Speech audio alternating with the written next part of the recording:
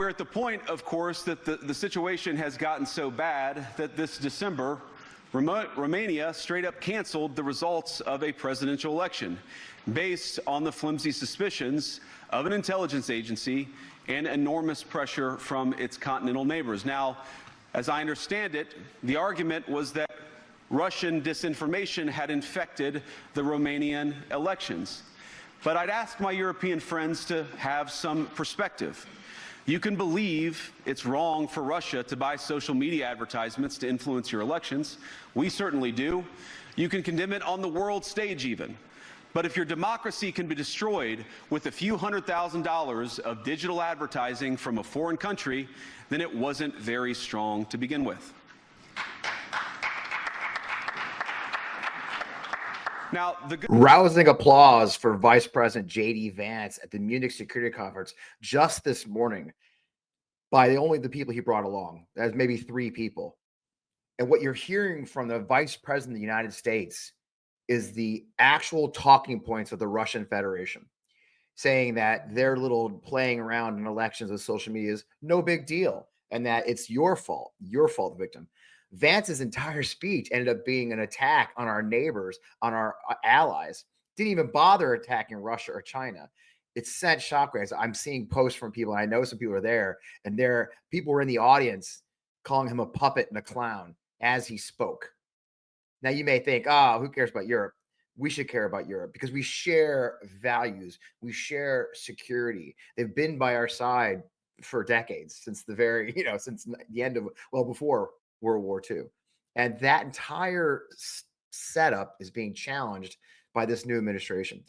Yesterday, during this week, Pete Hegseth went over there ahead of time to meet with the Ukraine working group.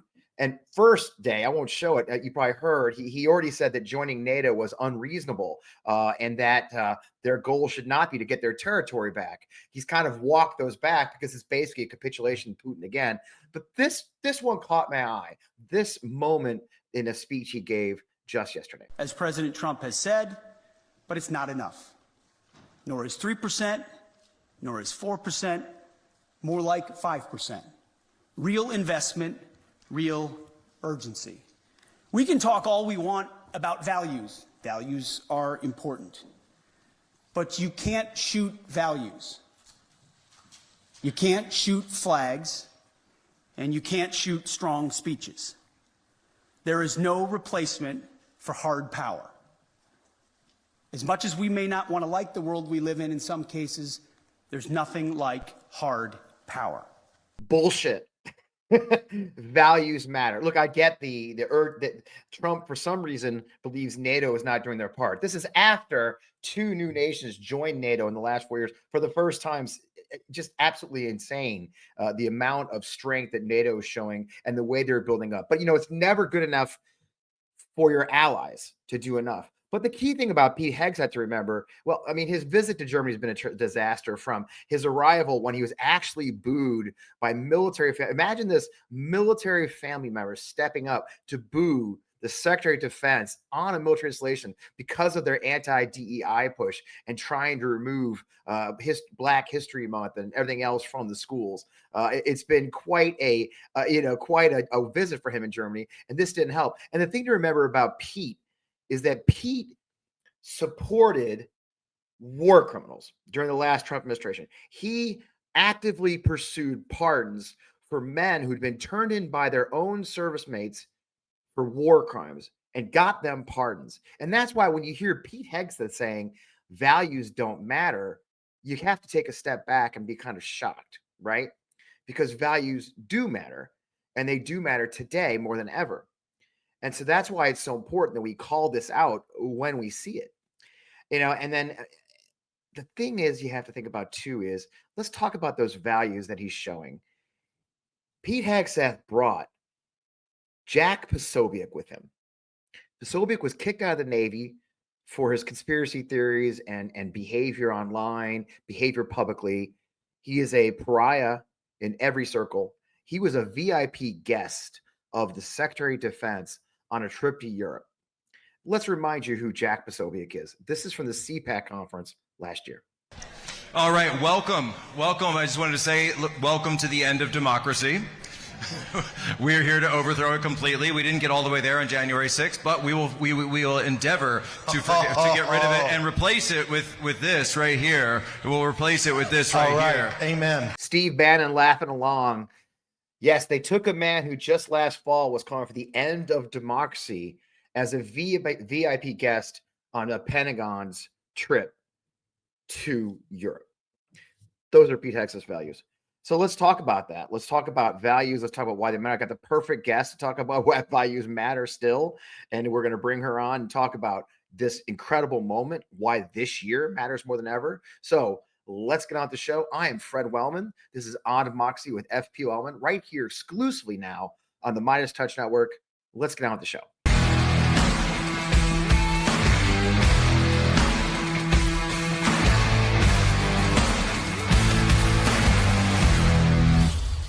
Well, welcome. As I was saying just like a minute ago, I'm Fred Wellman, host of On Democracy with FP1, right here exclusively on the MeidasTouch Network now. So I hope you're catching us there. We're so excited to be still part of it. Meidas just hit 4 million subscribers because of you great folks. So thanks for joining us. You know, before we went through the music and the intro, I was talking about this issue of values that Pete Hegseth was saying, well, you can't shoot values. And to prove that he doesn't have values, he brought Jack Posobiec along with him to go overseas to visit our allies. So I thought, what a great guest to kind of lead into that. Of course, Representative Mikie Sherrill is a graduate of the Naval Academy. I graduated West Point. We won't hold against her. She, of course, is a member of Congress representing New Jersey in Congress. She's a former helicopter pilot. She's a former prosecutor. And as you can see behind her, she's also running for governor of New Jersey in this cycle, which we're going to talk about. A lot to talk about. Man, welcome to the show. It's so good to have you here. Well, thank you so much for having me. Yeah, it's always great to talk to a fellow Service Academy graduate to sort of reminisce over the Army-Navy game this year and how great it was. I always enjoy those moments. Man, you went there early. I got to tell you, it's like, you know, I knew it was coming, but you just went right with it. It's fine. But it was nice. It wasn't real direct. It was just kind of, yeah, it was good. I mean, you gotta remember, I suffered through the 13 years of you guys winning, so I didn't even mention the score. I didn't mention the win. It was real gentle, I thought. All right, whenever you're done. All right, so let's get to the work. We got to talk politics. You know, you sit in the House Armed Services Committee, right? And I opened those clips of Hegseth in Vance in Germany. He brought Pizzagate, former Navy guy Jack Posobiec along. You know, and I know he was kind of talking about our shared values. He was kind of criticizing NATO that they need to spend more money, and it's not good enough to have shared values. But you were a service academy graduate. That's why we talk about it a lot. And you served in the military as for several years. You get values do matter, right? That our shared values, both as service members and on the international scene, our shared values is what makes us who we are, doesn't it? I cannot tell you how strongly I disagree with Hegseth's comments. It is our values that we lead with when we go into any conflict. We often say we never fight alone. Well, we fight with people that share our values. And I'll tell you, when you are being trained in the United States military, when you're doing something like I did, like going to prisoner of war training school, SEER school, and when you were talking about what it might mean if you get captured and what is going to sustain you, you talk about the values that this country has and how in fighting with these values, it is going to help them advocate for your release with the world community, because we're going to be the good guys. And it's also one of those things I think that is so important when you ask people to fight for their country, you're asking them to do things that are outside of what human beings should be doing in any other time, right? You're asking them to possibly kill people or to fight for something so much bigger than themselves that they, should I say, value so much more than even their own lives, that they are willing to go do these things outside what you would normally ask of any human being to do. And if you're going to sleep at night in the aftermath of that, you're going to sleep at night because you know you're doing it commensurate with your values, that you are fighting for freedom, that you are fighting in a way that has honor. And so for someone who's a veteran to dismiss values as if they are not such an intrinsic part of our fighting force, such an intrinsic part of how we help keep people mentally whole in the aftermath of horrible conflicts, is just so incredibly offensive to me. And once again, and I've said this about Hegseth in every way I can, he is unfit to serve, and he is certainly unfit to lead the brave and honorable men and women in our military. Yeah, it is shocking to me. Now he and Vance are over there in Germany at the Munich conference. Military families, military families protested the Secretary of Defense's arrival. I mean, it I is, know and what you you mean. know, it's unheard of, right? I mean, people outside Right. our community, they say, "Oh," I had somebody say, "Oh, it was only like a dozen people." I'm like, you don't understand. One, okay, the fact that they took that and the damage these two are doing in the international scene to me is staggering. And the damage, it's almost like taking a wrecking ball to our international relationships right now, isn't it? You know, I was just on a news program this morning. And even as I said this, I thought this is probably too much to ask. But I was saying, the Munich Defense Conference is starting.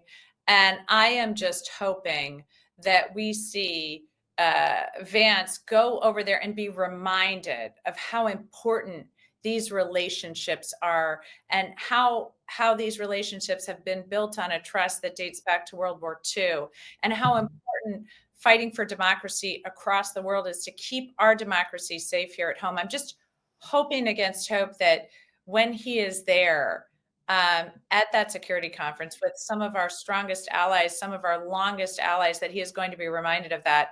And I'm sad to report that, yes, it was, in fact, too much to hope.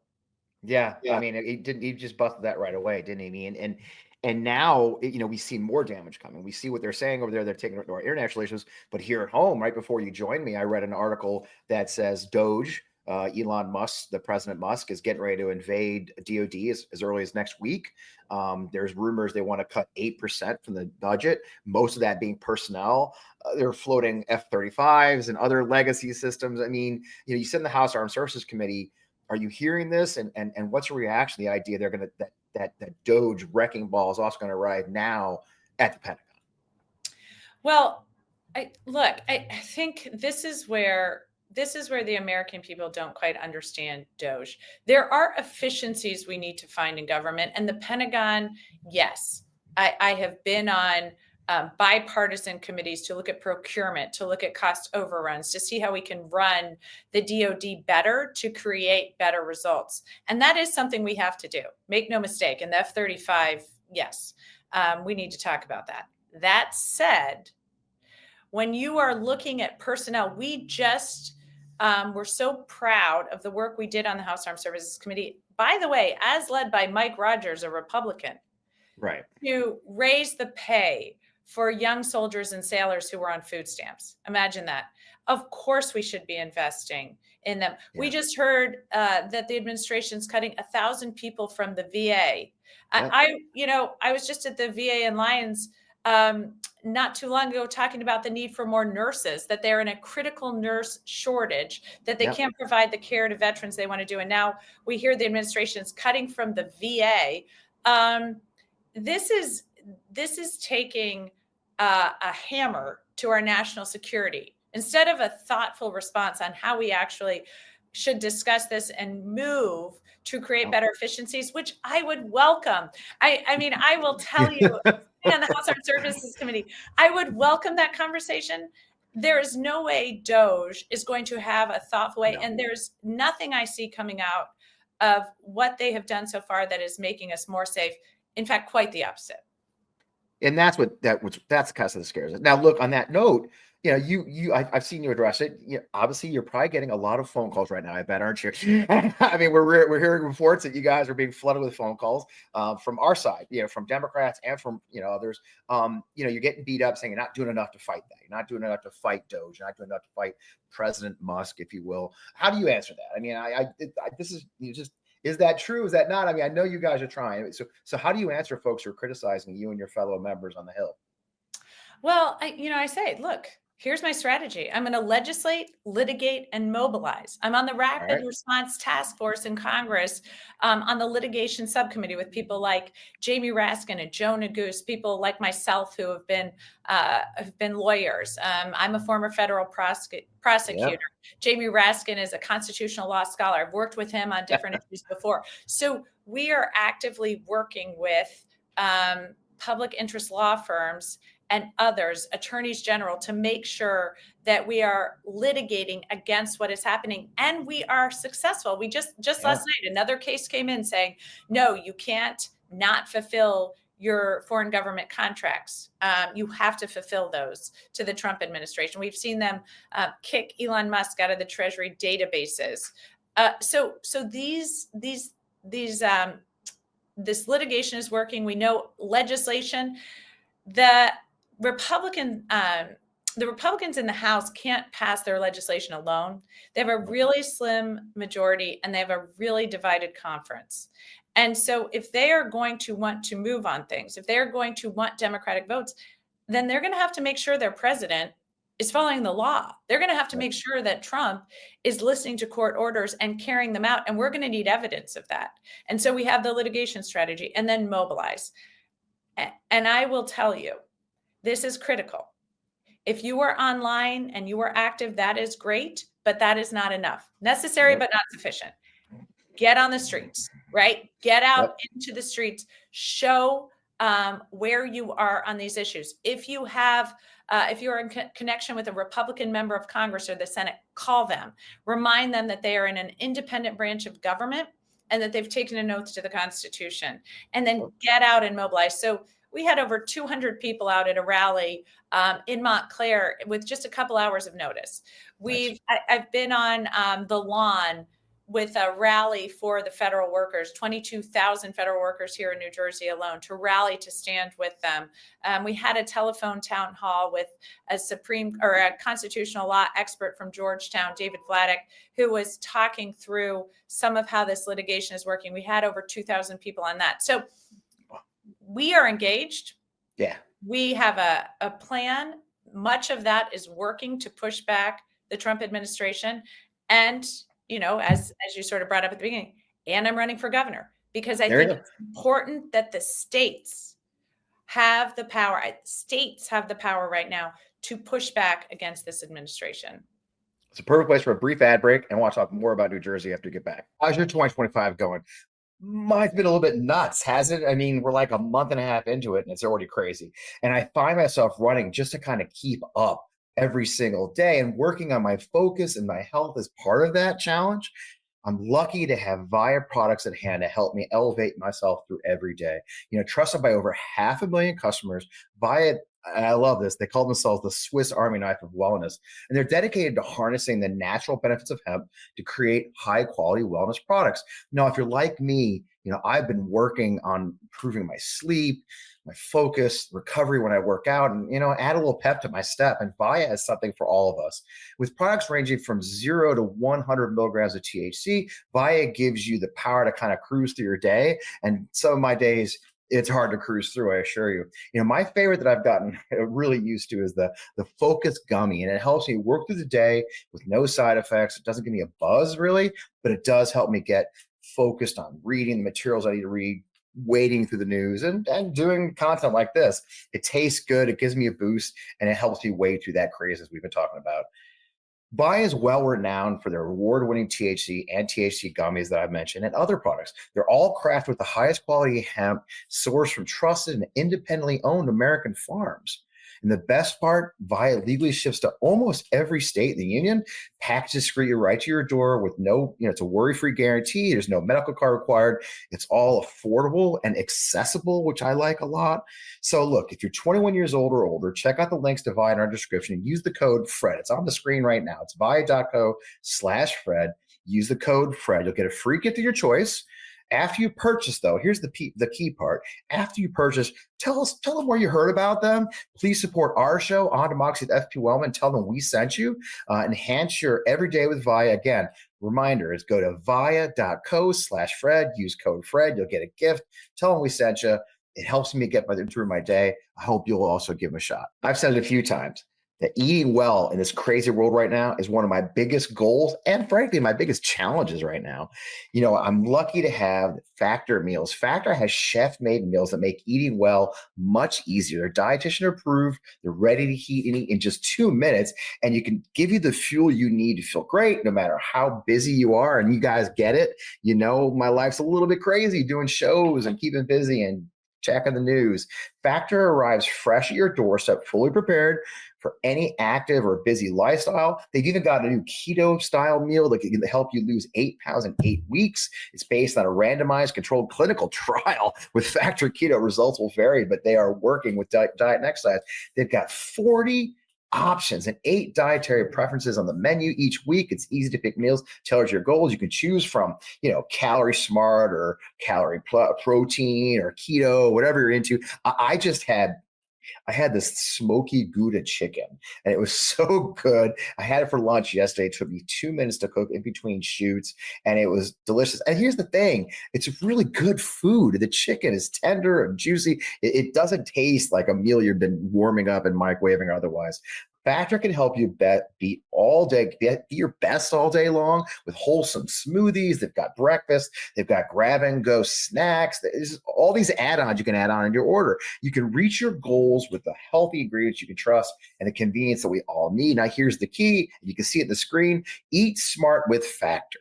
You can get started at factormeals.com/Fred50 off and use code Fred50 off to get 50% off your first box plus free shipping. So as it says on the screen, it's code Fred50 off at factormeals.com/Fred50 off to get 50% off plus free shipping on your very first box. Factor, love the food, love the sponsorship. Thanks for being part of On Democracy. And we're back. So transition to that, it is so important. And so, one of the things I've been saying, I think since November 4th, is that everybody's like, well, we will get them in the midterms. Like, no. 2025 is an election year. There's thousands of local offices, 2 state Supreme Courts, and of course, your state, New Jersey, and my old home state of Virginia have statewide elections for governor, and you're running for governor. These are important races happening right now, aren't they? They are the most important races happening right now. You might be biased. I don't know. A little biased. We'll let it ride. A little biased. But this is the first time that we can really chart a different course forward and push back against the Trump administration. And I think there are a lot of people right now with buyer's remorse. We've already seen statistics showing that just weeks after Trump took office, people's fears about inflation have grown exponentially. So people don't see this administration as delivering for them on driving down costs. We're also seeing seniors, calling constantly, how can you protect my Medicare, my Medicaid, my Social Security? We know that federal workers, I was just talking to a woman at the EPA who was saying she's getting a barrage of letters telling her she can quit.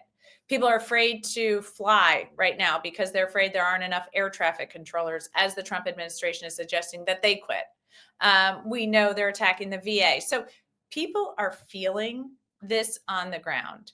And what we can provide in a state like New Jersey is a different path forward.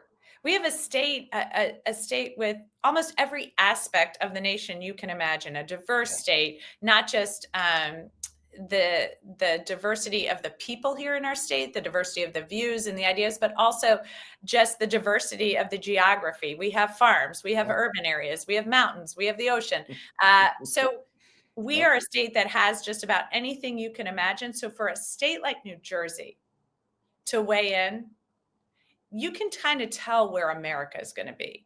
So we're setting the table here in 2025 for those 2026 midterms where we can have great results in the House of Representatives. We're setting the table for that race in 2028. So Democrats are in a strong position. Let's face it, Democrats need to come up with a view to the future of how we are delivering for people. And we did that really well in 2018. I am not sure that we have done that as well since. And now's the time. Yeah, especially with everything that's happened since the election, right? People are kind of spinning right now, and the dynamic has changed dramatically. And it's not just the price of eggs; it is truly the entire thing, and how we talk to Americans and how we demonstrate those things. Because as I looked at the priorities for your campaign, I was looking at your website. Honestly, it feels like almost every single one of the things that you prioritize in New Jersey are under assault from Trump, Musk, and Project 2025. From education to affordability. I mean, my God, we're going back to our beginning of our conversation. They're banning books in DOD schools, for God's sake. I mean, middle schoolers had a walkout, right? I mean, it is such an insane time. How can you, if you are fortunate to take the job of governor, how can you as a governor fight back against those? I mean, what's your plans? Yeah, so it's, the hope was that there were going to be these areas where the administration would deliver on certain promises, I remember those conversations. It's funny how fast they went away. right? Just let's, maybe they'll deliver on affordability. Maybe they'll help drive down grocery prices, maybe building prices, maybe. And unfortunately, it's gotten to the point where there is almost no promise they've delivered on or plan to deliver on, and they seem to be moving in quite the opposite direction. So Yeah. this trade war that Trump wants to enter into, it's on pause right now. But as he initiated it, it was what the Wall Street Journal called the dumbest trade war in history. And that's not like a liberal icon, the Wall Street Journal. Yeah, really liberal rag, that is. Already retaliation we were seeing. I was just talking to car dealers yesterday. I mean, our supply chain for auto parts goes through North America. Right. So instigating a trade war with Canada and Mexico is going to really put the cost of cars out of reach of most Americans. Instigating that trade war with lumber will raise the cost of building homes. And we're in a housing crisis in New Jersey and in many places in the country.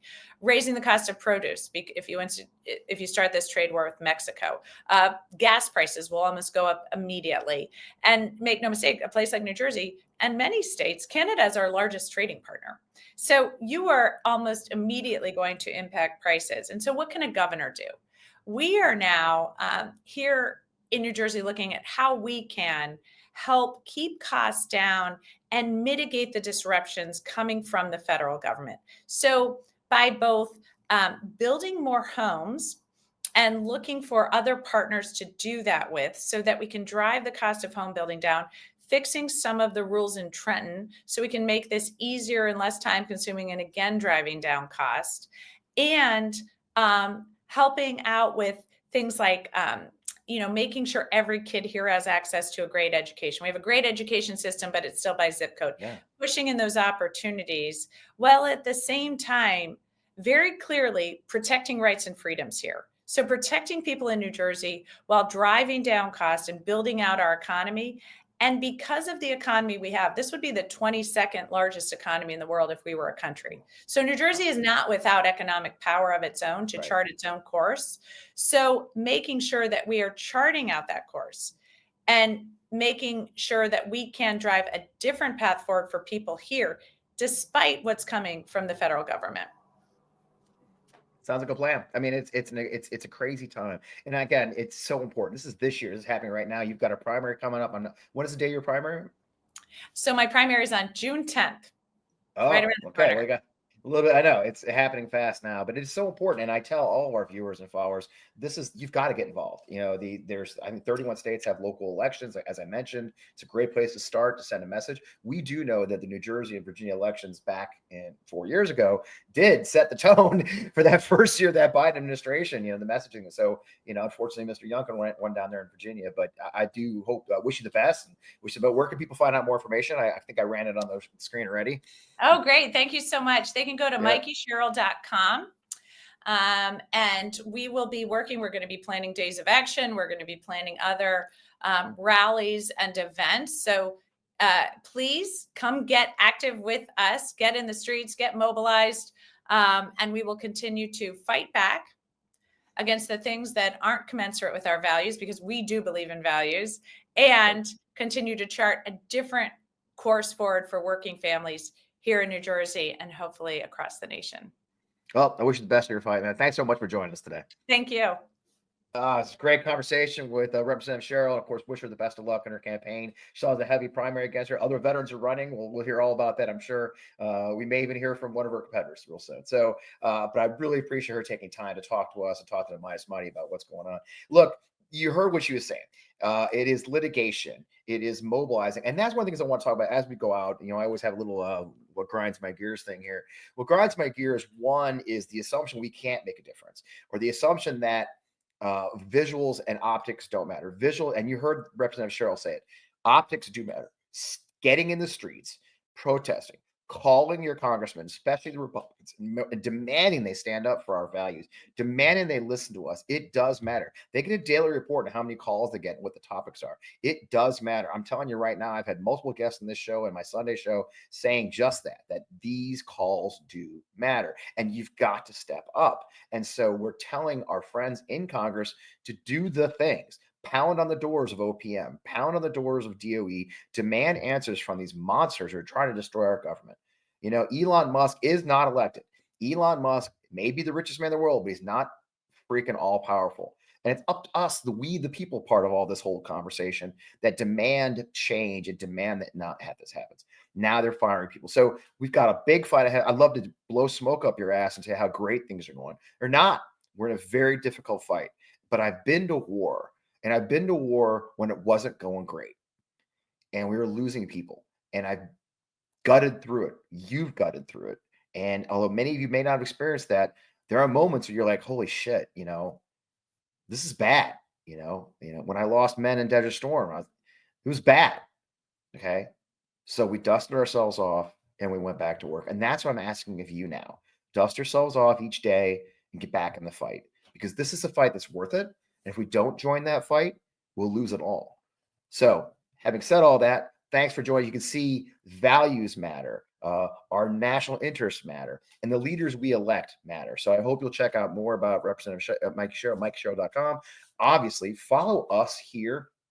And I also want you to follow us at On Democracy channel. A lot of you have joined us, and man, that was awesome. So many of you joined us there. You can follow me at Blue Sky. The On Democracy channel is where we put our Sunday show. This week's Sunday show, I've got Kevin Cruz joining us, the historian. I've got actor Mark Valley, who also happens to be a West Point grad, because I bring him everywhere I go. We've got Mayor Brock we've got the mayor of Newark coming. I mean, I'm booking all these as we speak. Great Sunday show every Sunday morning, right on the On Democracy channel on YouTube and my social networks. That's On Democracy channel on Sunday mornings at 11 a.m. Eastern. Don't watch the other Sunday shows. They're done.